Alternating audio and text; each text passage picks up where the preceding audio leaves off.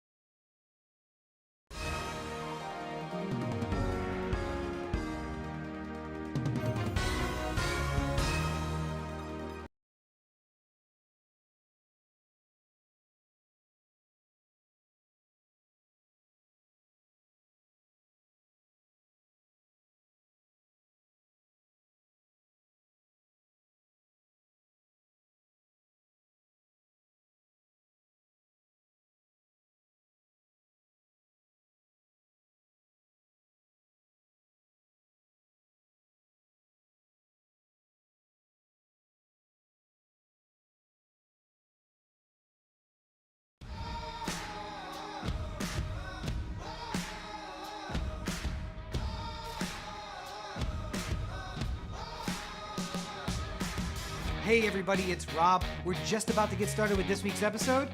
Less than 10 minutes left.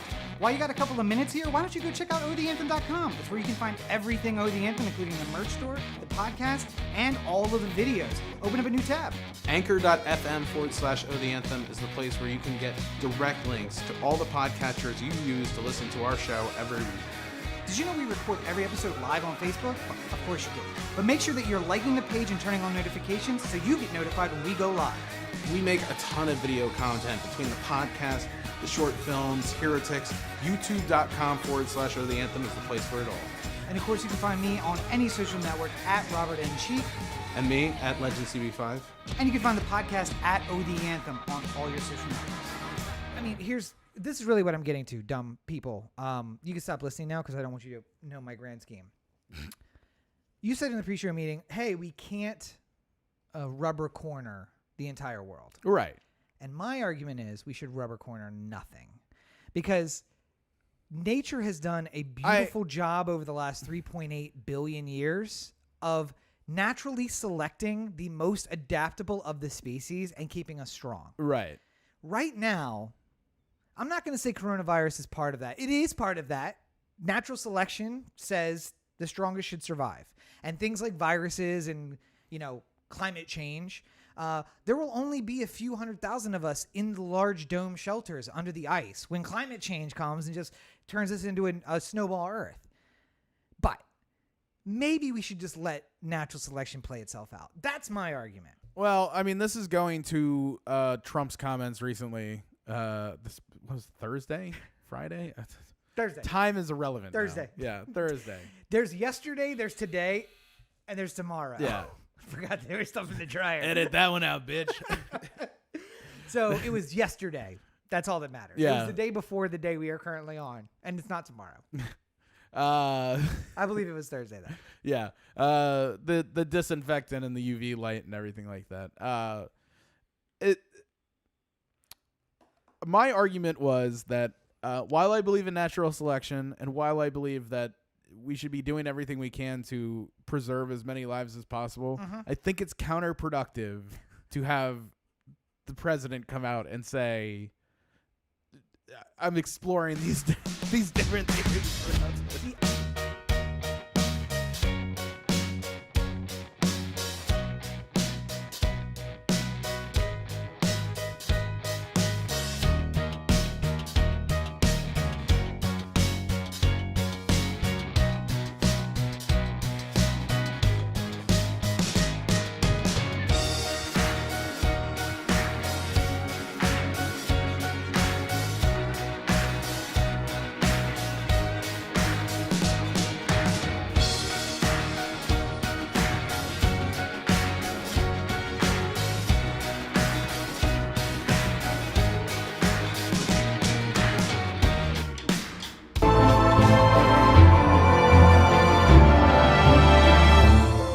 What do you want? Do you have a minute to discuss the true savior of them all? Damn it. No. Oh, please. It'll just take a minute.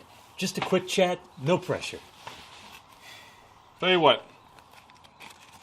You got to the end of this cigarette, all right? Oh, thank you. Thank you. Can I ask, do you feel like you have found your savior? I haven't needed to be saved, but I've got one for when it gets dark. I would like to tell you a story about a great man. One who cannot be defeated. Because when he is needed most, he comes back to us. It sounds a lot like the savior I already have. Does your savior ride around on a motorcycle? Yeah? And has super strength? Yeah, it's pretty great. Do we have the same savior? Maybe. I mean, it's possible. Who is your savior? Batman. Batman? Yeah, Bruce H. Wayne. That's the man for me. What if I told you I had a savior better than Batman? Better than Batman. You can go ahead and try. He can go over the surface of water, and anyone who tries to defy him is met with hellfire. And who is your savior? Ghost Rider. Would you look at that? Don't want my cigarette. Hold on, seriously. Let me talk to you about the great Johnny Blaze. Don't want my cigarette, yeah. Wait, maybe you could help me out. What could I have done to convince you, to make you think about joining? Honestly, nothing. You've got your religion, I've got mine, and you're going to have a hard time convincing anybody otherwise. Does it have to do with Ghost Rider specifically? Yeah, it's just hard to be Batman. But Ghost Rider is better than Batman. And I hate to say it's about another man's religion, but unfortunately you're wrong. Toodaloo.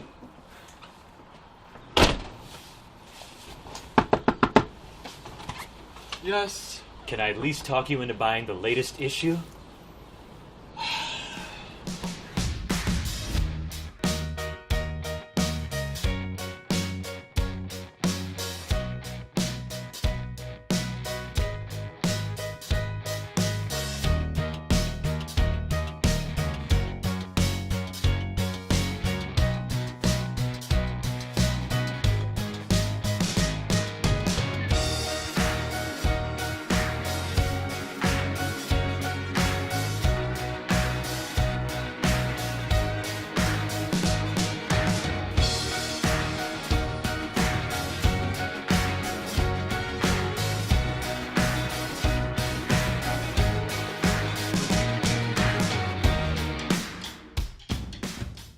Hi guys, this is Corey from the Anthem podcast.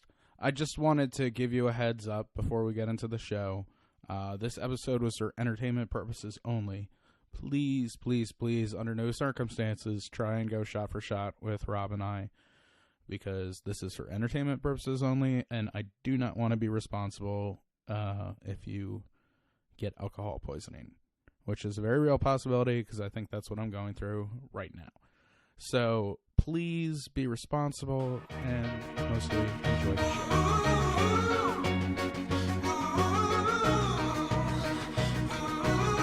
You don't know the number offhand, do you? 443-215-795-9579. I'm posting it later. It'll be posted in the comments. You can also reach out to me at Robert N. Cheek on Twitter, Tumblr. Go ahead. Everywhere. 7595. 443-219-7595. Booyah.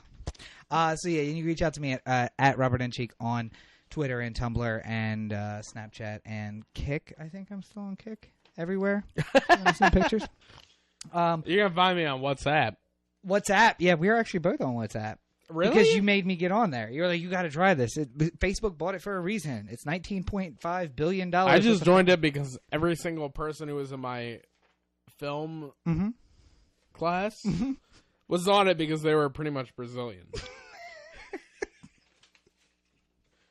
So, reach out to us. Next week, as I said, is going to be our Mother's Day episode. We're going to send a little special shout out to both of our moms, which we will cut and send individually, not as the full podcast.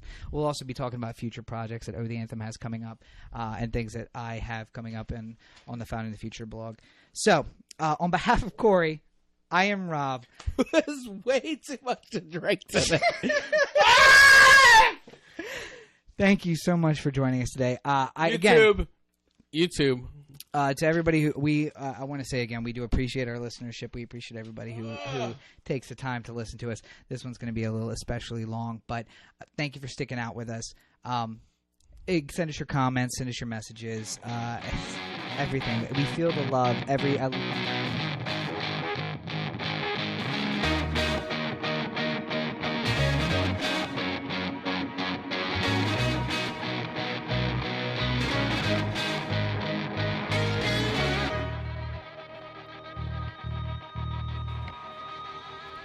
This week on the the Anthem podcast, that scream from Corey from, the first episode of Drinking to Mile, still one of my favorite things that's ever happened on the podcast. We're out of quarantine. Call us Matt Damon. Call back to Contagion. I'll bring up and explain what that is. It's Memorial Day weekend, a special episode of the Anthem. Don't miss out on it. I hope you're listening. We got some news about t-shirts and a lot of Maryland news coming up today. Godzilla is arising out of the Inner Harbor. We're talking about the mayor's race. A lot's going on. Coronavirus news. We're not going to miss out on that. Ocean City. Clusterfuck as always. Don't miss out our discussion. And the right wing is just crazy. You know how that is. All the top news stories from the week. All of that is coming up right now on the Anthem podcast.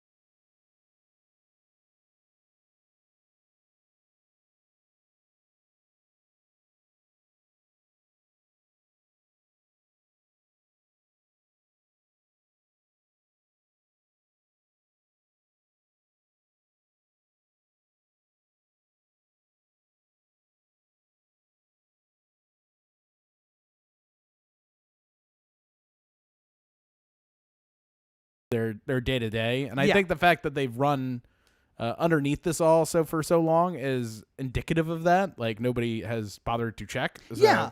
I feel like should I have a public meeting if nobody inquires? I mean, like, I did a review that ended up the sound was ruined, so I couldn't use it. I might redo it, but did you watch Bad Education, the Hugh Jackson movie?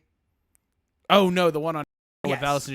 It's been on my list. So one of the underlying theories, like things about that movie, is that you see that like it starts out so small. It's like an accidental charge, Yeah. and then it grows and it grows. And that movie, by the way, is about the largest embezzlement in the history of the public school system. Yeah. But like, basically, that's what he says. He's like, I paid for a slice of pizza with the wrong card on a Friday night, and I said, well, on Monday I'll make that right.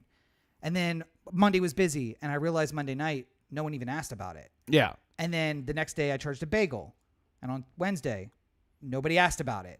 And then it just escalates from there. I have a feeling that went. It was just like, oh, we really should get somebody in that seat. And then like a month goes by and it's like, oh, we kind of like the crew we've been running with. yeah, and like, we forgot about the last meeting. We'll just put it off another month. And then it's been 20 years. Well, you see, whenever I make an argument about how there's potentials to streamline government, Yeah. this is kind of what I'm getting at. The fact that if you found yourself in the situation where you left your car and you couldn't get it for a couple days, auctioned off, and then maybe you make some sort of request as to like what authority do I reach out to for this kind of restitution, you might get directed to them. Maybe. But there's a better than even chance that you'd probably get the runaround from a bunch of different agencies before you eventually find yourself there. It's like, oh, no, you don't deal with us. You deal with them. And then you keep going around until eventually you end up at the Board of Auctions. Yeah, and I mean... And then what are you supposed to do? Just like you meet some guy and then it's just like, yeah, car was sold. Sorry. Well, no, and see, that's the thing, though, because they're not in charge of the auctions. They're in Right. charge of bidding out to the company who does the auction. Oh, I know, So, but I'm saying like sorry about your luck. How would anyone ever figure it out? That's the point. Like, and the way that you're able to run with like, an empty seat for a decade is because nobody can think to even inquire. Yep. So all these people who are, supposedly supposed to be doing a job are, collecting income and Yeah. all this stuff. And like, you end up you get real busy and then you realize, oh man, it's been 2 months. We by law are supposed to have a meeting, and then one of them's like, we watched a football game like last Sunday. That was technically last month, and all of us were there. That's a quorum. yeah. So we could just call that the meeting, and then you realize nobody checked and nobody asked like, well, you didn't book a room, you didn't have anybody. Questions were taken. Nope. So now we never meet, or Yeah. we only meet when we want to go hang out and have beers. So it's one of those creeping things. And the reason I really wanted to talk about that I said that was not the most egregious offense because the chairman of that board granted himself a no-bid contract over the vehicle auctions for the city of Baltimore. Yeah. And now he was able to do that because he already had a license for auctions, or his company has a license for auctions. So every car that is towed and then taken and sold by the city of Baltimore, this guy who gave himself a no-bid contract now makes money off of. So that's awesome. Yeah.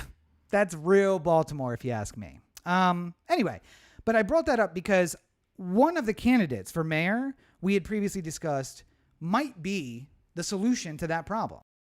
Yeah, I mean, so let's get into this here. First of all, most recent poll I saw released in the past week here, I think it was, from the Baltimore Sun and a couple other groups that work together on it, had, in this order, some of these are obviously margin of error and stuff like that, but Sheila Dixon at 18%, Mary Miller at 18%, Brandon Scott at 18%, Tharu Vignaraja at 11%, TJ Smith at 6%, Jack Young at 5%, 22 undecided, wouldn't say or someone else at 5%, and the margin of error was 4.9%. So that means that undecided is currently about to win the mayor's race. So that's weird. The leader in the clubhouse. And Jack Young is about to be overtaken by the margin of error. So not good for Jack. But, well, let's just go through this.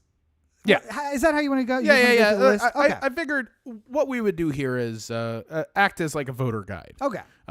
Sort of allow us to sort of go through the candidates and make cases for or against, and who you think would be the voting block that would come out for them, and all Sure. that sort of stuff. So I guess let's start with Sheila, former mayor, felon. left in shame, not felon. Oh, that's actually. right. Yeah, Former she, misdemeanor. She avoided the felony to be able to run again. And she ran last time, narrowly losing to Catherine Pugh in what we know now is a problematic election. Problematic. That's a good word for it. Yeah. Problematic election-wise. Yeah. Campaign finance-wise, I guess we should say. I mean, Sheila has her support. A lot of people who are ride or die Sheila, no matter what, and it seems like it's a very consistent. 18% just feels like the pocket of people in Baltimore who are like, I'm down with Sheila. yeah, she did a good job. She, made a mistake. She's paid for it.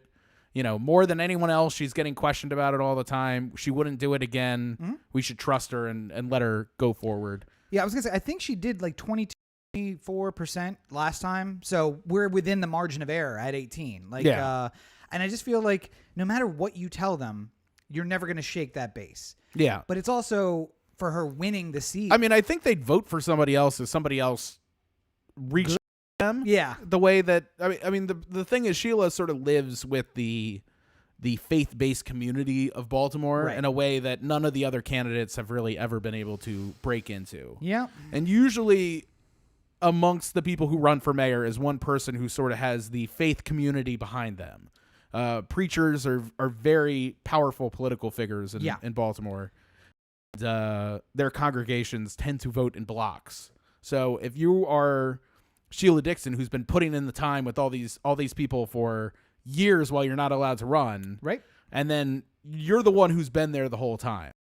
The much like the argument for Biden with the African American community is, well, we know him. He's been here a long time, and yes, he's not black. we would appreciate that, I'm sure, but we know that he has good. We'll get into that later. Yes. But no, I think that you're never going to shake that voting block. The difficulty is in an election like this, she doesn't seem to be gaining any ground anywhere else either. However, with this many candidates, that block would be enough to win it for you. Right. If you can turn them out and get them to vote or get the ballots in. Well, I mean, that seems to be a problem across the board, really. I mean, Mary Miller has jumped a lot in the last couple months here, and has really become a favorite by a lot of people.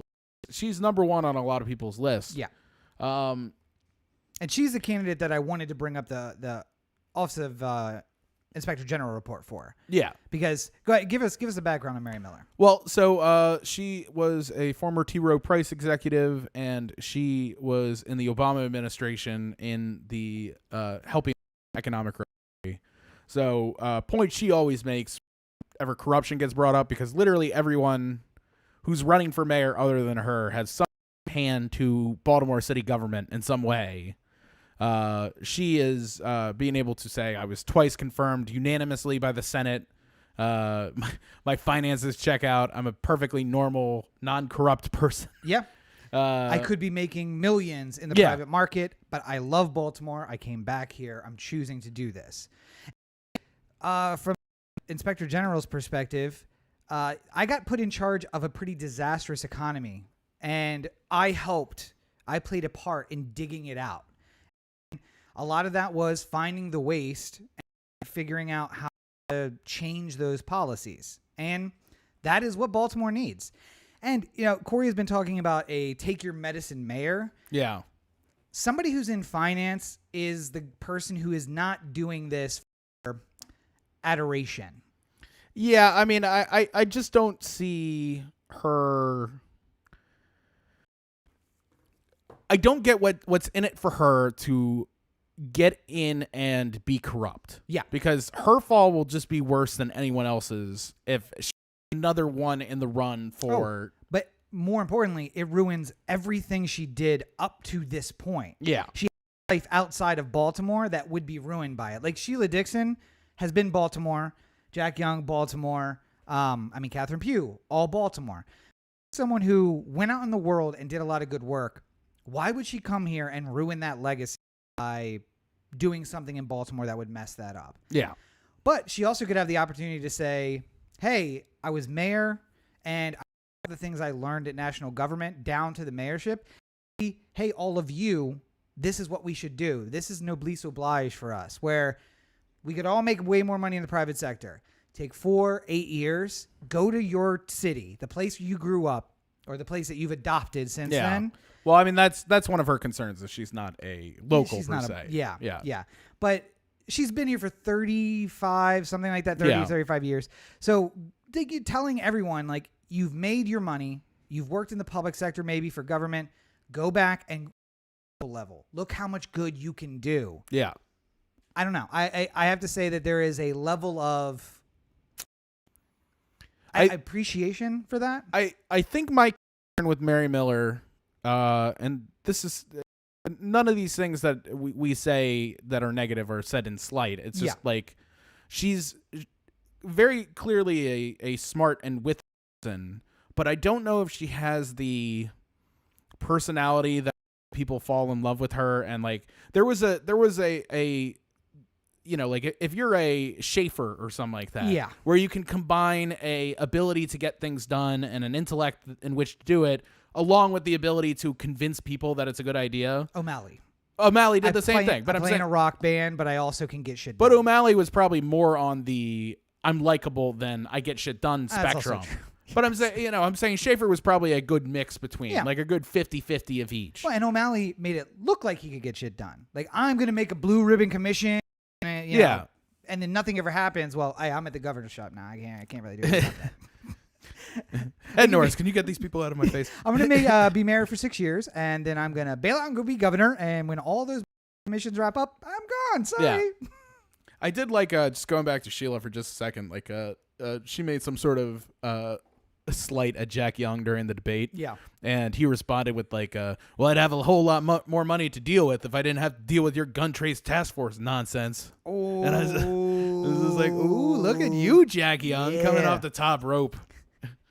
But yes, Mary Miller, by the way, was the Undersecretary for Domestic Finance and former acting Deputy Secretary of the Treasury. Yes. So definitely a nice track record there. And both of those at the early part of the Obama administration, right when he became president and the economy tanked shortly thereafter, and then they were building out of the worst recession since the Great Depression. Well, that's not true. At the time, the worst recession since the Great Depression. Well, one of the things I saw here too was in November 2011 was included on the New Republic's list of Washington's most powerful, least famous people. Yeah. So, you know, she's sort of known as somebody who gets things done, but not necessarily a visible personality. Yeah. So, and how much of Baltimore's problems need to be fixed by somebody who just knows how to fix it? How much of it needs to be fixed by somebody who can inspire a little bit of trust? Because I mean, I feel like Jack Young is sort of following in the same, while not as accomplished and while I don't think he's as good as a O'Malley, a Schaefer, or even Mary Miller in this particular field. It's just he doesn't have he falls on his feet so often because he just can't say the thing that helps get us through to the next moment. Yeah. You know, like he was good at council president, where everyone goes to the mayor and he's got time to get his reaction ready, right? And then he can react and work with a group of people and stuff like that. But it's not quite the same as like, well, I'm not the one murdering people. Why are you coming at me? Like, not the thing to say. Yeah. But yeah, the next candidate up is Brandon Scott. And here is something I said in the pre-show meeting, which is Brandon Scott's an idealist, younger guy. He wants to make change. I don't know that Mary Miller doesn't want to do that. In fact, based on the work she's doing in the city, I would say she does. Right. My concern, how do you pay for the things that you want to change about the city? And there's a couple of ways to do it. My concern is that with a young leftist idealist, I would say Brandon Scott's probably the closest to a Bernie in the mayor's race. Yeah, I mean, there is no there's no progressive candidate really, though. That's the problem. Yeah. But closest to that, maybe you think about the good policies and not how is this going to affect the city 10 years from now when you have to pay the bill for that. Mary Miller may not be as progressive on the things she wants to do because she's thinking we also have to dig out of this huge hole because people have been stealing from, have been giving themselves from the public coffers for the last years. And now we have to fix that and do these things at the same time. Well, not only that, but fix a police department at the same time. A lot of fixing.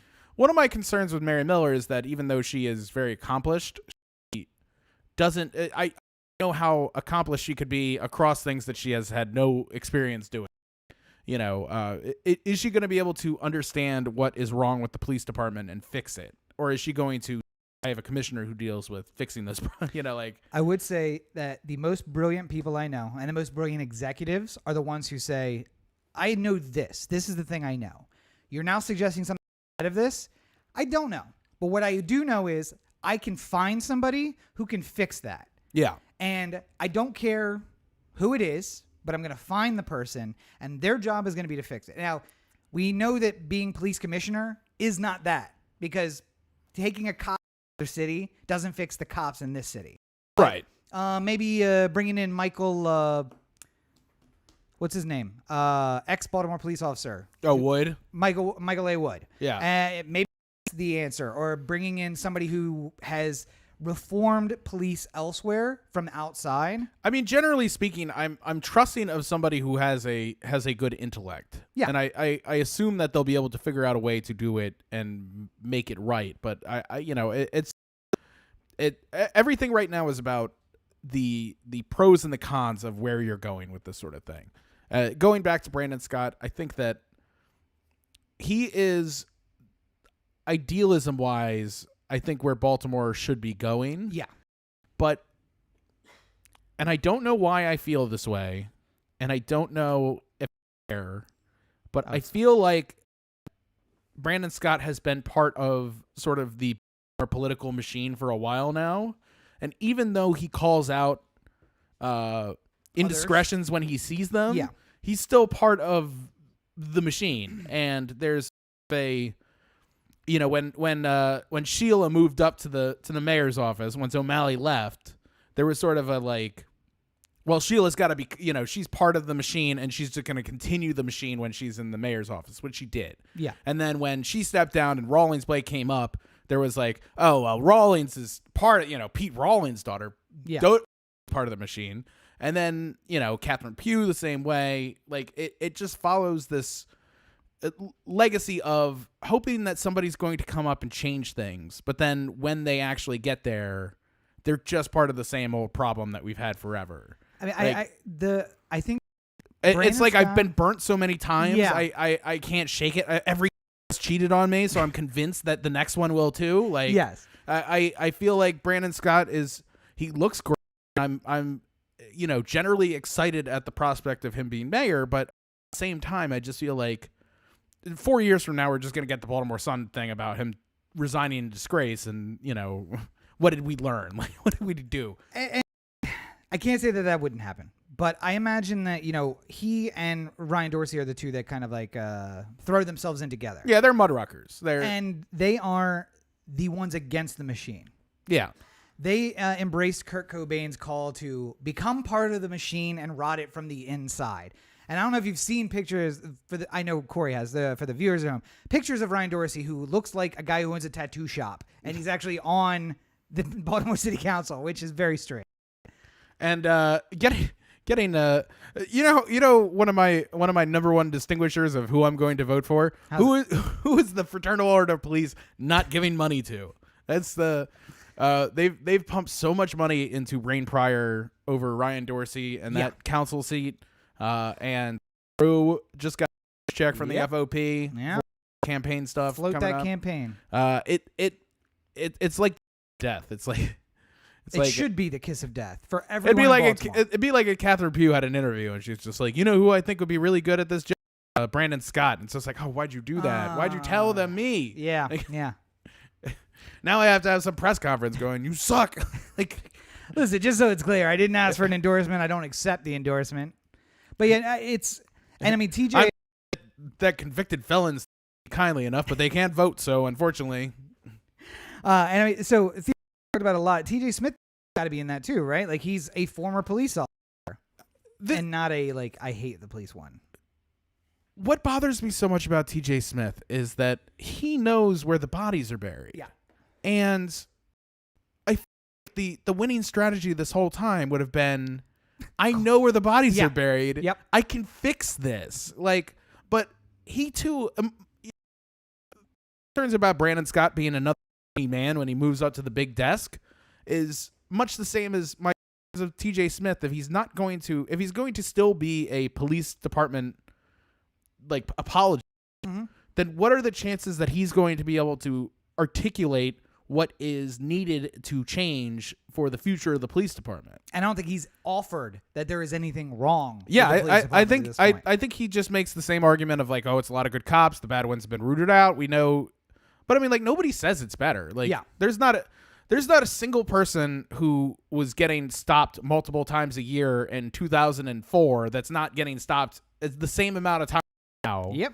It's not the police who feel like they are allowed to operate with no rules and questionable morals and a warrior lifestyle that is at like the exact worst thing for what Baltimore needs at this moment. And I haven't heard TJ Smith make any point to like, listen, I know what to do. I know these guys. I know these guys. I know how to fix it. I have police experience, so you can trust me to fix it. It feels like it would be like if Catherine Pugh was running again right now. It's just like, I was found guilty anyway, because fuck it. Like, I'd be like, well, why are you voting for that? Yeah. Why? Who is hearing her being in the race and go, I need a part of that? If you were telling me a former top cop in the Baltimore Police Department was running for mayor because he was so dissatisfied with how the police department was run and he was going to change everything because he knew what was right, then I would listen to that. I would listen to what he has to say on that. If he wants to continue what's been going on and not working, then I don't understand. What are you voting for then? Yeah, what am I getting? Yeah. Like, just voting for police interest at this point? I mean, like it seems like the public trust in the police, I think it was like 6% or something like that. It's not what you want to stand on for the election. There's no issue in the world that is as one-sided as Baltimore's trust in its own police department right now. Like, and it's really a missed opportunity on his part. Like, I would feel like if you're advising him, you have to say, listen, you need to cut from the Baltimore Police Department and just say, I know them. I know how to get the muzzle on them and get this under control. And if you want to say, if TJ Smith wants to have a press conference where he's like, listen, the Bulls were a team, but they didn't have the person who knew how to fix it. Yeah. I'm Phil Jackson. I fix it. I know what needs to be done. Yeah. I know how all these parts can work. They're all put in the right way. You have to trust me. But I mean, like, oh, I also know what we need to get rid of because I was there. But I mean, like, the fact that nobody is willing to take any kind of responsibility for that the Baltimore department has been like proven guilty of, like that's the part that really like astonishes me. Like, we have the gun trace task force, we have police officers who are selling drugs in uniform with service weapons in parking lots of Baltimore Police Department headquarters. We have. You can't go 2 months without story some young person running for the cops and then being told to eat pavement and then being thrown every single racial abuse that you could possibly and then being arrested and then going to jail for petty nonsense that the officer planted on them. Like, this is not an unusual, and the fact that nobody seems to even recognize that, like, that's still is kind of galling to me in a way. Well, and I was going to say the missed opportunity by a former police officer, Jack Young, also the missed opportunity of being the cancel rent and fuck the police candidate. Like, why wouldn't you do? I would have leaned into it once the billboard went up. 6%. You got to do something at that point, And I mean, I skipped over Theroux. I just feel like we've talked about him a lot. Everyone knows your position on Theroux. So, I mean, I just feel like he kept bringing up the point of, if you don't want somebody who's going to be pushing for safer streets and lower crime, then don't vote for me. And he's trying to push this, like, pretty smart on the part of his campaign, as I'm the only one who cares about this. I was a prosecutor. I know how this works. I'm not part of this dog and pony show. I'm from the outside. Also, the account. If it doesn't get fixed, my fault. Right. It's my job to do that. And he was very firm saying that he wants to be more of a leader than Baltimore mayor has been in the last couple iterations, which I can appreciate. But the fact is that, much like if you look into anything that Trump says, you go so far and then you realize, through a fucking hypocrite on the other side of this. Like, I want to do what's right. I want to make sure that, I've seen the bad side of the legal system. I want to make sure car wash for 20 years on some nonsense bullshit. And then all of a sudden he's going over and Adnan is a 100% guilty murderer who should never get another trial. And everything like that. We are going to appeal once the Court of Special Appeals has said we're going to overturn it. I think there should be accountability in the police department. While you're talking to me, I'd like you to turn off your body camera. There's a lot of through with questionable throughout this whole thing. Yeah. And if it's not him personally, I feel like the Supreme Court has argued that money is speech. So look at who has been speaking on his behalf. Yeah. Look at the Fraternal Order of Police, who gives him a lot of money, and all the other entities which are really interested in Theroux becoming mayor. Mm-hmm. Why would they be interested? There's a lot of corporate wealth that's going into Theroux's campaign. Where are we getting from? Yeah. This feels like he's just trying to ingratiate himself to be.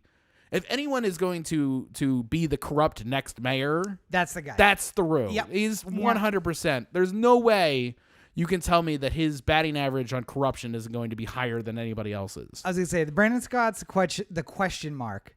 Theroux is the exclamation point. I don't know if Brandon Scott's going to continue this, because corruption comes in little bits and pieces. Yeah. It's not like, tomorrow you get to sell your book and make a bunch of money from the University of Maryland. It builds up cards. Yeah, it's like, hey, I just want to buy you dinner or something like that. It's like, well, I don't see what's wrong with the with the head of T. Rowe Price wanting to buy me dinner tonight. It's little choices that start adding up to bigger things, and that's why my spidey sense is so off on Theroux. Personally, now, I want to talk about little choices that build up to bad things, but before we do that, what's your overall take? This is the last episode before the ballots are due back in. Yeah. What's your call on the race for mayor? I think it's going to be very close. I don't imagine that we're going to have a firm answer the next Tuesday we podcast. Kind of it'll probably be decided a little bit, but I do think that the first tier that we were considering, which is Dixon, Miller, and Brandon Scott, it's probably going to be one of those. Something tells me that the undecided, the quarter of the people who are undecided, are basically going to find themselves in either the Mary Miller or the Scott camp and eventually ride them to victory. Yeah. But there's so much that's unknown about how the race is actually going to, how voting is going to happen with mail-in ballots and stuff like that. Was contingent going to be enough to fend off people who might not vote because it's a mail-in system now, or they don't know how to, there's a growing distrust. I mean,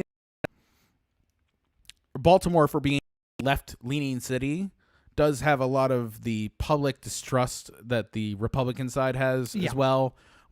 There's a lot of people in Baltimore who are very nervous about the idea of sending in a ballot to the government because they feel like my name on this and send it to you. Yeah, and there's something afoot here. Yeah. This isn't going to get counted. They're going to see my address and just toss it. Yeah. And why do I even bother sending it in and participating in your sham? And that comes from a lot of people feeling like they listen to it their entire life. It makes sense, but I also think she benefited last time from a hard push the last few days of just getting out and knocking on doors and just being like, hey, by the way, you know me, mea culpa, I did my time, and now I'm going to move out. He doesn't have but neither does Brandon Johnson, Scott, who as I think in the race, opportunity like, hey, I'm out here. I've been working in this community. You know me. And he hasn't had that the entire race, but he definitely doesn't have it the last few. I mean, the things that are beneficial for Brandon Scott and Jack Young at the very least, they have to go in on city business from time to time. Yeah. They're essential in the fact that they're running the government. So maybe they're doing more work from home than they normally would, but at some point, show up at the hall. You got to do something, you know? So and you run into Sun reporters there. Yeah, they're asking questions, happens. and, you know, one thing leads to another. You got an interview with Jane Miller, and, you know, Brandon Scott's on the news, and it's... I don't know. In my heart, if I were voting, I would go with Brandon Scott. It would be it'd be a tough choice between Brandon Scott and Mary Miller. I think I'd go with Brandon Scott. Is he the take your medicine mayor that you've been calling for the last 2 elections? I think Mary Miller is the take your medicine mayor. I honestly feel like we've kind of evolved past the just take your medicine at this point.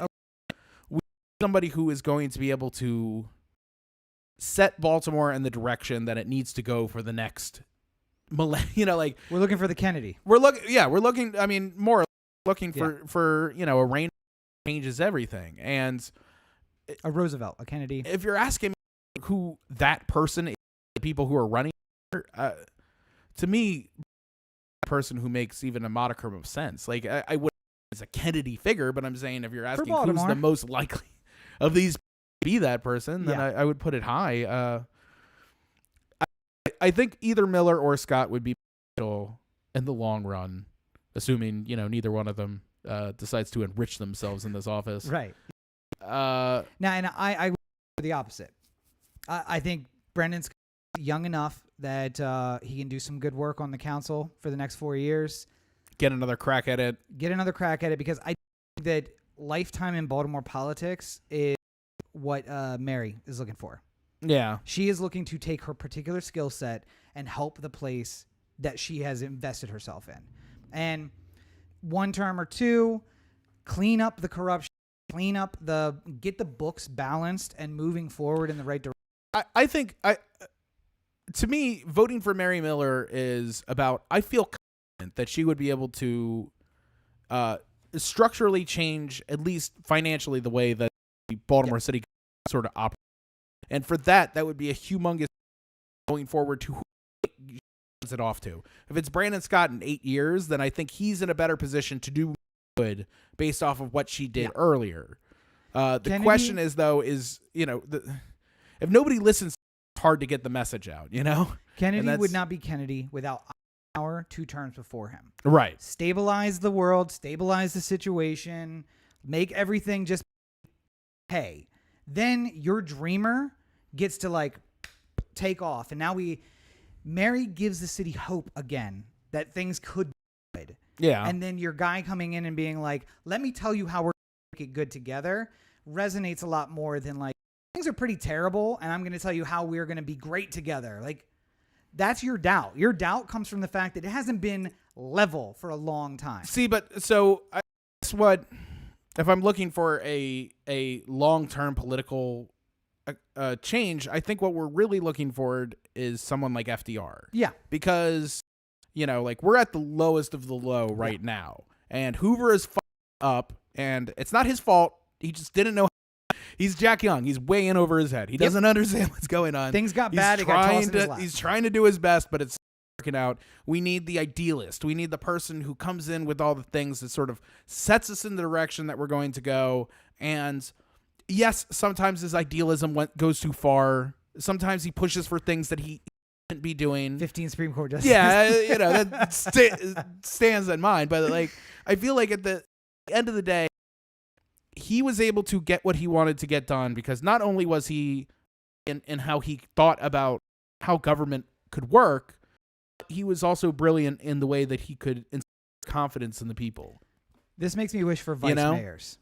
Yeah, I mean, like I wouldn't, you know, if it was Brandon Scott who won and he's just like, hey, Mary Miller has decided to come in and be my chief of staff basically for this whole thing, and she's gonna help clean this shit up. I mean, like, I don't see why there be a place for Mary Miller in city government to help change things, even if she lost. I mean, not in Sheila Dixon's government. I mean, but- Scott's going to, regardless, Yeah. as city council president, probably. And I mean, he's still in, right? Until, yeah, and the question is, if Jack loses, does he go back? Because I don't think so. I think as soon as you left. All right, well then, yeah. I mean, I guess he'd have to. Yeah. I forget how that works exactly. Well, but anyway. nonetheless, yeah. though, there. So, at your point had Aldrich. Can't remember his last name. I want to say James. Aldrich James. And FDR was like to get everybody back to work and have a chicken in every pot. You figure that, and then he figured out the works progress administration and how are we going to get everyone back to work countrywide. How are we going to organize farmers to get produce from the country into the cities and make sure people have food to eat? He was the functional guy. And that was his running mate in his first term. Then I was like, all right, now I'm going to switch out my VP the second time and get a guy who can do the next thing that I need. Yeah. And that's really what we're talking about. The problem is there is no vice mayor. It's the one person. And that's why I would argue get the person, set it up, the John the Baptist to the Messiah who comes afterward, the Eisenhower to the Kennedy who can come in and just like set the table for you, get everything stable, set the table and move on. I mean, if we're talking about moves that could be made in the last week to shore up some form of I think any kind of strategic partnership between Miller and Scott makes a lot of sense. If either one of the two of them says like, hey, is that if the two of us wins, we're going to need the other one in some form or fashion. And we want to make it clear to whoever is voting, like, we're being respectful about it. We want to give the due to the person who wins, but the other person is going to be part of, Scott's going to be council president or he's going to be mayor. And then maybe Mary comes in and helps Scott, or, you can make it seem like. Turns out there's a lot of people taking on the take in the city government. Put you on a couple boards. How'd you like to be on the board of estimates?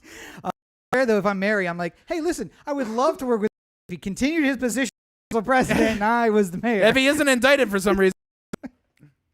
But so that's a lot of Maryland news. What do you think around everything that's left? Yeah, that's fine. So I was gonna say little decisions that make a big difference. That's the transition to a lot of people said I've been inside. I just want to get out just me get out this weekend or Friday, I guess, and just get a little fresh air. I'm going to go to the beach, just me. And, a million people made that decision that is now possibly going to have vast consequences in Ocean City. Yeah. There was a tweet that went out of a video of the boardwalk. I believe it is, again, somewhere in between Thrashers and that. It looks that area of town. And just shoulder to shoulder, no mask, wear, no gloves, no mask, just skin crawls thinking about it because I'm just like, I went towards the boardwalk and saw that. I would just get in my car and go back home. I mean, I think the problem is now that the conspiracy nature of part of our population these days is unconvinced of anything. Yes. That, I mean, it's one of the things that if there was a report tomorrow where it's like, they're blue, then there's 50% chance you're going to die. Clearly this doesn't make sense because that isn't how science works. But I'm just throwing out an example. But yes. Throwing out a hypothetical. Sure. But I'm saying if scientists said 100% we figured out blue is responsible for death, and if you wear blue, then you're going to be more likely to die, then there would be some people who would just show up the next day wearing blue. Just to say it. Just because. Yep. And I didn't die. I was shirt yesterday and I didn't die. Yeah, and they then said 50%. That's how probability works. Someday, that shirt, and there's not going to be anybody who said, you know what? We should remember that Billy was very anti-shirt, and maybe we should not listen to the.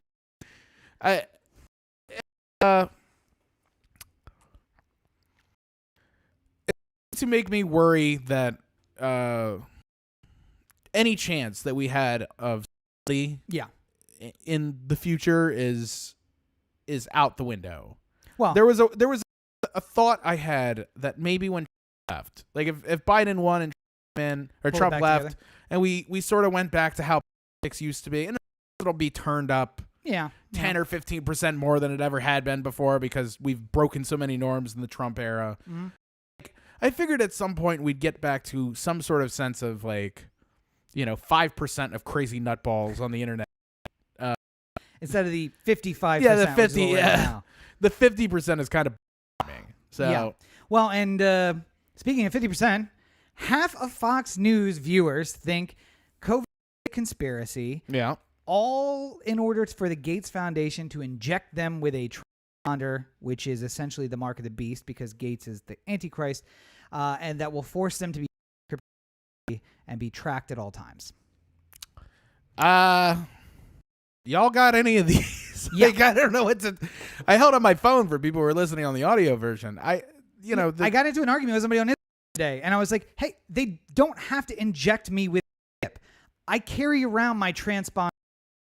I'll go back to my apartment if I forget my transponder." Mark Zuckerberg knows where you are all the time, and it's one of and the he things didn't get elected, and nobody voted for him for president of Facebook or anything like that. It's you give up when you become part of the community. It's the global community. Yeah, it's unfortunate. There are steps you can take if you want to live a life where nobody tracks you. Yeah, but the problem is that you have to inconvenience yourself so much to make a point of it. And at the end of the day, what are you really proving at that? Yeah. I have for a long time on this podcast talked about various levels of privacy and how important it is to me and how I feel we should be fighting for it more. But I still carry my phone around. Yep. I still do the things that, because it's not 1998 and I need to be reached by people. Yeah. I mean, I honestly, I just assumed one day, someone our age or our vintage, whatever age, eventually get elected to some form of power. We'll say hey, y'all know this is fucked up, right? It'll just change. We're going to undo this. Yeah. We'll be fine.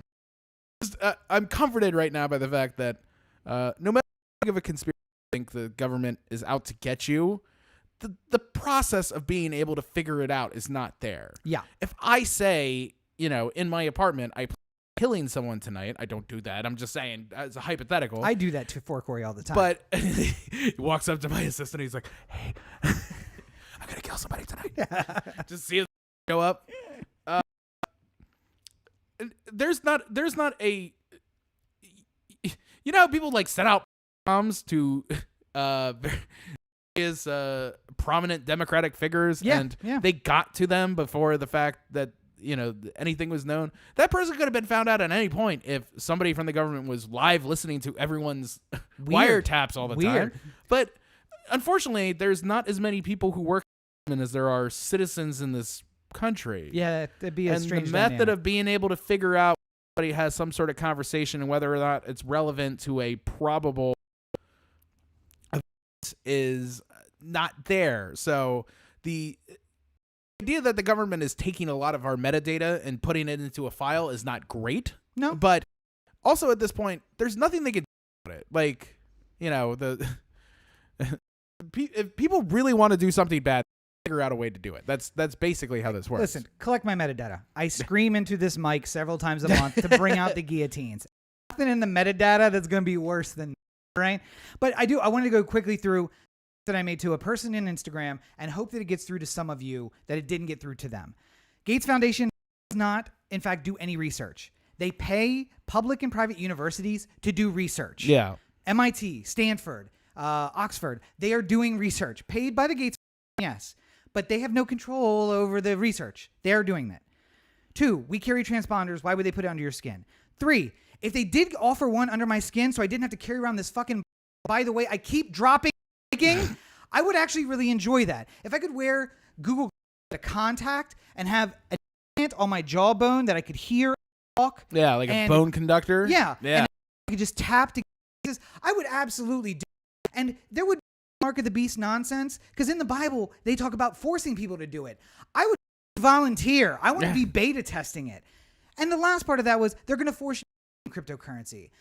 God bless. If my boss offered to pay me in cryptocurrency, I would the opportunity. And then the next April 15th, when the government asked me, how much did you make last year? Like, that. I don't know. 15 sound right? Sure. Cryptocurrency cannot be. Every time I need to buy something, I would move it if I couldn't pay in cryptocurrency to PayPal and pay via PayPal, and then only report the very little bit of income that I'd have. So you see how dumb this is? None of that makes sense, and it all requires that the government and private businesses be in a vast conspiracy. And the White House was occupied by President Trump, and it was only filled with people who were his hardcore supporters, and they could not stop leaks from going out to the press. And you are alleging that there's a vast conspiracy knows about. Okay. Well, the point to that, it's like you remember when the Republicans had the executive and both houses of Congress and they couldn't get anything done. Yeah. Like I just all this thought about like being able to like one person, Bill Gates, who's not associated with anything and who doesn't direct the foundation, by the way, gets them checks. Yeah, that's it. And then goes to get other people. World's richest man wants to give away 99% of his wealth. God damn, like. By the way, having trouble. Yeah. Can't give it away fast enough. Yeah. Just keep more of it. Capitalism just fine, everybody. Yeah. Bill Gates wakes up every morning. He's just like, oh, another 48 million. I got to figure out a way to get rid of. Richer yesterday than I was today. Or richer today than I was yesterday. Also, side note, I don't mind people who enjoy comfort in it if it gives your life meaning. It certainly has given my father, kept him out of the bottle, saved his life, and gave him direction, and he has then passed that on to probably hundreds of thousands of people. If you've seen the movie Big Fish, I imagine that my father's funeral is going to be much like the end of Big Fish, where people just the fuck up out there. Yeah. But if your pastor is telling you, don't get medicine and don't follow the government because faith is going to heal you, don't listen to him. Yeah. And I hope that when he then dies from the virus he says protect you from, that further tells you that you should not listen to him. Wear your masks, wear gloves, social distance, go to Ocean City. Except for everyone in Dundalk and Essex, you should absolutely go to Ocean City and lick everything. The boards, the seats, the video, I shared a video, Rob, before we started this podcast where, it's entitled Americans like coughing on people and spitting on people and like, I'm not going to wear my mask and all that stuff. Yeah. And I just don't get it. Like, I've crossed the border. I've become this communist. I hate this country. I hate everything about this country. I just don't get it. Like, why? It's like, fuck traffic lines. Like, I thought I was born in a free country. I'm allowed to drive wherever I want. Like, yeah, but like, can't you just this once be that person? Like, no, they've never been told no in their life, and now being told no and they don't let the woman who wore a mask as a bikini, and like art piece. I hate all of you.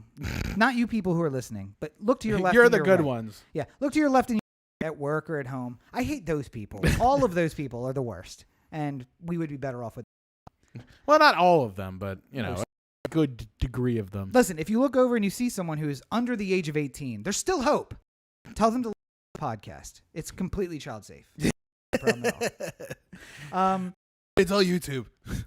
True lightning round. Yes. Here we go. News. Updates for you as of today just happened.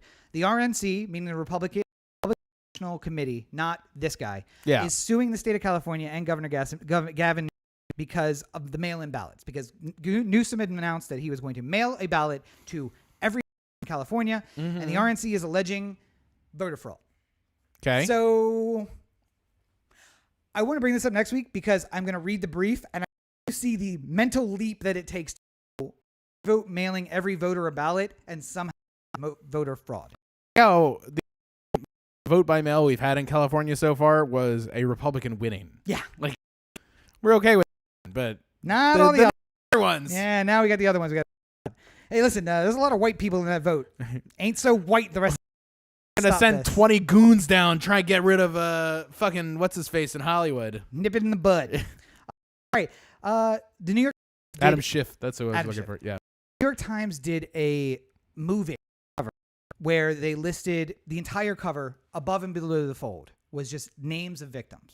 1,000 of them. Yeah, not all of them, not even a high percentage of them. I think we are nearing 80,000 dead. We're at 100,000 dead. Oh, so it's 100,000. 1% of the people who've died. That was the estimate for us to reach in August. I wonder what happened. And on that day, the president went to the Rose Garden. He met with his coronavirus task force. He came out with a strong plan on how Hasn't been eating, hasn't been doing working. That Yeah. is it. He did have McDonald's. It's fast food. eat. Like, gotta you know, eat something. he's got to stop at some point to eat. So he completely planned. He laid out a very clear and concise plan for the rest of the year and how we were going to defeat the enemy. Oh, you know what? No, I'm sorry. We read that wrong. He actually golfed instead. 18. Well, yeah. Went to Virginia to hit a couple balls. As a reminder, his number one comment towards Obama was whenever Obama went golfing, he mentioned he went golfing instead of acting president. Yeah. We are in the midst of a crisis. 100,000 Americans dead.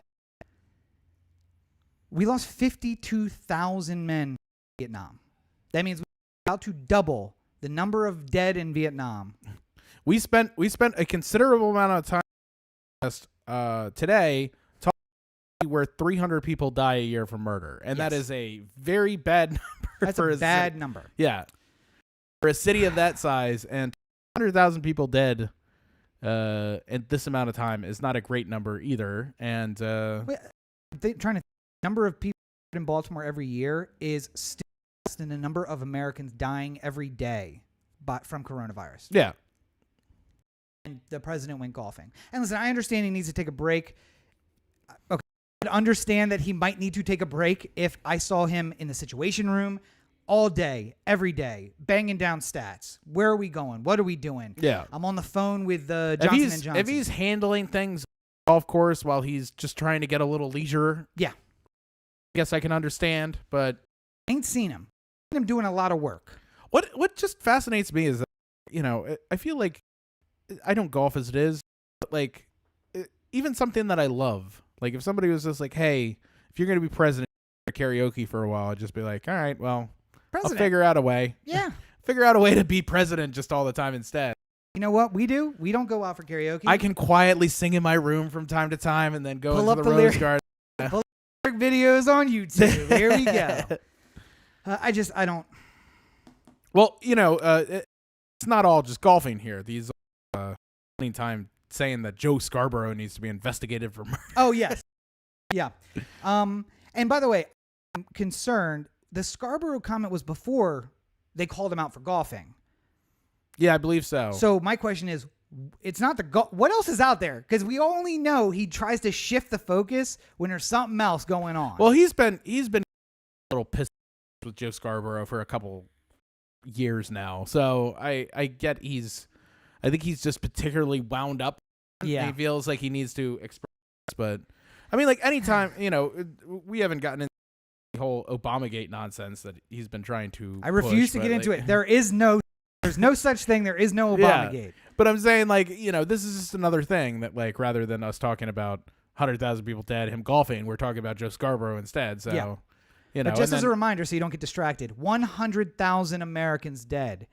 That is nearly double the loss of American life in over the course of 12 years, 58 to 74. So 72. 58 to 72. How many years is that? 14? 14.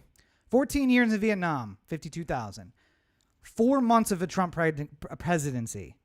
I almost said pregnancy. 4 months of a Trump presidency. During the age of 100,000. Anyway,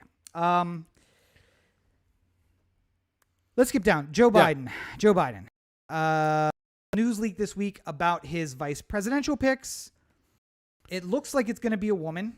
Well, he said it's going to be a woman. Okay. So everyone that all the short list has been pretty well known. A lot of the women who were running against him in Yes. the primary are all Oh. considered. Kamala Harris. Yeah. On the list? Well, I'm sure she is, but I heard she wasn't. oh, well, whatever. Apparently she may have said some unkind things to him or about him during the primary, and Yeah, I therefore mean during she's the not first on the debate, list. Yes, so she is not on the list. Okay. Probably the most. And listen, I hate Kamala Harris. I want somebody who's going to be capable of doing the job 1 feet away. I'm not picking. I mean, there's a part of I like the idea of having a vice president who cap somebody. Yeah. Which is nice, and I think Kamala can do that. Mm-hmm. But after seeing Elizabeth Warren take down Bloomberg in the primary, I think that was a way better. That was a way nastier takedown than Kamala of Joe on the. Kamala didn't want to come out firing too hard. I mean, what is she, a police officer? Anyways, the name is Minnesota. Klobuchar. Yeah. Why? Because she's a prominent name, and they get to say that they were examining her. Yeah.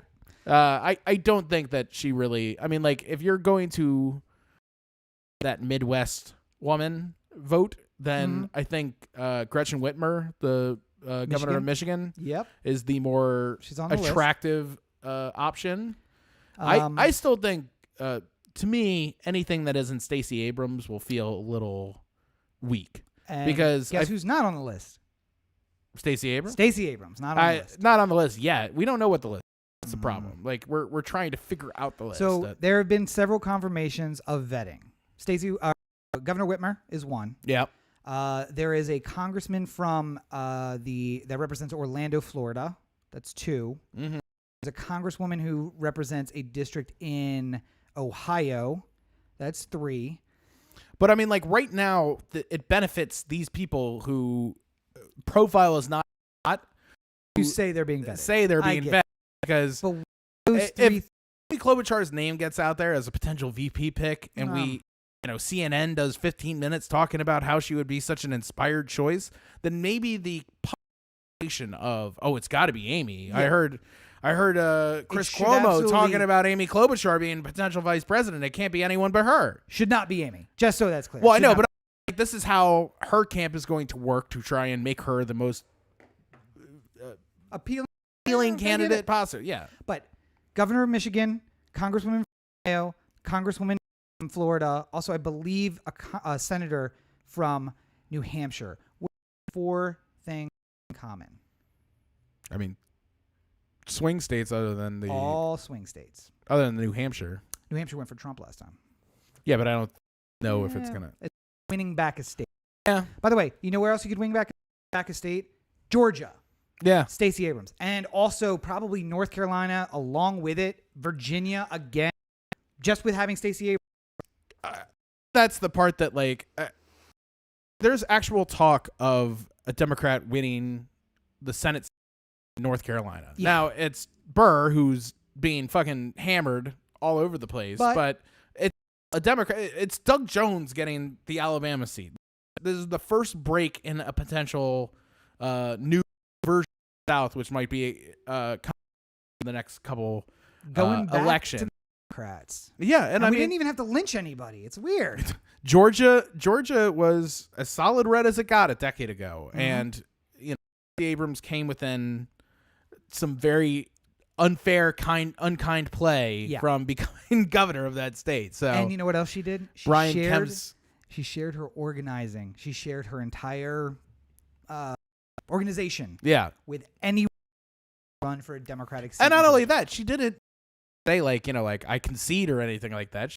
Brian Kemp stole this election. Now I'm going to dedicate the next couple months of my life to making sure nobody else can do the same. Join me, Stacey Abrams. Fuck everybody. Yes.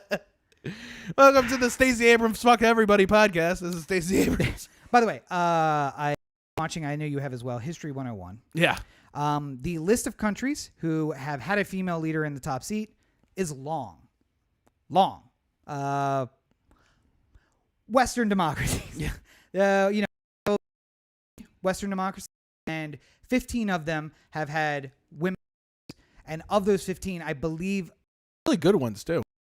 I believe 12 of the 15 have actually elected more than one over the course of time. Name the country at the top of the list, not on that list. United States of America? United States of America still cannot find its way to do that. Has not even elected the second highest seat in the land. I suppose the third highest seat, but that's elected internally people. So, Right. you know. I mean, yeah. There have been plenty of women who are capable and deserving of such an honor for years, but the How about the inherent sexism of the that the country has operated for the entirety of my lifetime and far beyond that has made it a viable path going forward. Imagine if Shirley Chisholm had won in 68, had won the nomination in 68, and then gone up against Richard Nixon. Not Richard. Was it Nixon? Was that? Yeah. Yes, he did go. She did run. Nixon did run in 68. Yeah. I don't think that's the right election though. Was against Kennedy? No, Kennedy was running against Nixon in 60. Oh, that's right. Yeah, yeah. He was a VP in 60. Right. Kennedy went twice. Yeah. Hubert Humphrey was 68. Yeah, because LBJ convention. going down. Yeah. Contested stepping convention. down. Imagine how everything would be different if had won at nation by the Democrats in 68. Yes. Won the election. But I mean, like, the problem is that you do all this, you know, like, well, it happened, then maybe this doesn't happen, but you don't know how that works either. Because I would argue that if you're talking about like a take your medicine presidency, then Richard Nixon would have been one to consider, because he, unlike anybody else at that time, understood how Asia Pacific area needed to be handled. Mm-hmm. And yes, he had his own problems that were separate to recognize how geopolitical forces play. Yeah. At that time, we really kind of needed someone like him who had understanding of what was going on in the situation. And even though a lot of the decisions didn't work out, like, I'm not saying bombing Cambodia and Laos was a great idea, but opening up to China was a step that got started because Nixon had enough to try and get the diplomacy to a relationship with. Did you get to 3101 yet? No. Wait. No? That's good. Is it the China one? Because I started it. Yes, China. Yeah. Yeah. That's basically the beginning of the end for the American worker. But I'm saying, like, everything has downsides. But I'm saying at that exact moment in time, if you said you're going to get a president who really knows what's going on in that region and might be able to open up communication to that area of the world, and then maybe make us a safe in the future, everyone signed up for that. Everybody wanted. The concerns about Nixon were alternatively out of Vietnam 6 years earlier, equal rights amendment, increasing rights for workers, daycare provided by the national. I'm not. There aren't great things that I could foresee with an alternate future. I'm just saying that it's hard to say that all the good would happen just because this, she was elected, and that you can't unwrap that whole. I agree. Yeah, I do agree with it. I will say I don't know if everyone has, this person has listened this far along, but I really hope that there is a young black female screenwriter who does either the story, because it really needs to be told. Mm-hmm. The alternate history version of that story does win. Yeah, and basically. We could just play out the rest of elections from 200 years in the future. Star Trek. That's what happens. Just to prove Corey wrong. Show me how we get Star Trek because like in 60. The only thing seems weird to from that to this, but it's one of those weird things, like how things are going to turn out. Like imagine if somebody just shows up and they're just like, man, thank God elected Trump. Just like, what do you mean? What? I'm sorry, go on. And then it's just like, well, I mean, like, all the things that he did led to the great, the great society on the other side. Like, if it wasn't for the bottoming out of America, then we would never gotten here. And it's listen. Like, wow. I mean, I didn't think of it like that. Without Carter, we would have never had Reagan. So there's always that. Everyone was just going to kill themselves up until this point, and then it all changed with Trump. And then eventually, some people, excused from society, but there was plenty of people who were left. That super weird. All of a sudden, this guy showed up in Dallas-Fort Worth and 100,000 people showed up, and they just burned everything all the way to the end, and life got a lot better. But last point, grab on this, because I really want to beat up on Joe Biden as much as possible. This week, Joe Biden made an appearance on The Breakfast Club, hosted by Charlemagne. Charlemagne the God. Charlemagne the God. Put a little respect on the name. The God. And he had a perfectly respectable interview where he didn't say anything out of the ordinary that a presidential candidate might. Did. And if you know 70-year-old white man, if you're a 70-year-old white man running for president, depending on black voters to come out and vote for you, what might be the worst thing that you could possibly say? I don't think it even has to be the 70 part. I think if you said, Corey, you're running for president right now, what's the worst thing you could say to the black community? It's any version of assuming that I understand that I should be the person who speaks for the black community in any I have taken the position. I've always like this. Think about a friend that you have that's maybe disadvantaged in some. They don't have enough eat, or maybe they don't have a place to live. It's perfectly fair to say about somebody like, we need to. I want to help him because I him, or I want to make his life better, or maybe if he gets these, then he's going to be able to continue on to great things in the future. He's on his luck right now. And then there's the other version where it's like, talking about got to this position and there's the two sides that really it to realize that you're never going to be able to fully understand what somebody is going through. The only thing you can do is be accommodating of your good feelings towards fixing things in the future. I have said I don't consider myself a voice of the black community. I just like to consider myself a voice that speaks alongside the black community. Yeah, and I don't even I talk about weaponizing privilege. I will stand side by side with you at the front of the march because though, and maybe it's incorrect, that police officer is going to think twice about his face being on the news gassing a 35-year-old white man than he would if I wasn't. But my voice should not be involved. It's your story. I am weaponizing my privilege. My voice is here to amplify your message. Only to amplify your message. That's exactly it. What you're saying is you wouldn't say, if you have figuring out whether you're or Trump, then you ain't black. Probably not the way to go. Probably not that it should be made. Oh, Joe. I mean, I get where he's coming from. I think Trump's support in the black community right now is in single digits, which is Baltimore Police Department trust levels low. Yeah.